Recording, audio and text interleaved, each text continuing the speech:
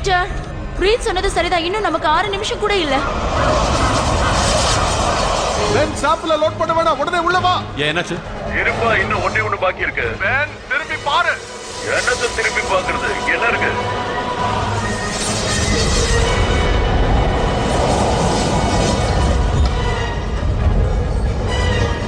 இதுல இருந்து என்னால தப்பிக்க முடியாது. பேசாம கூச்சிரு. லெஃப்ட் சைடுல கார்பென்ட்ரி இருக்கு.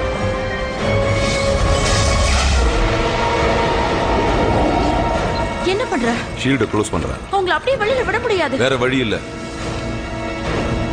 நான் தான் முடியாதுன்னு சொல்றல, எங்க போற? முயற்சி பண்ண போறேன்.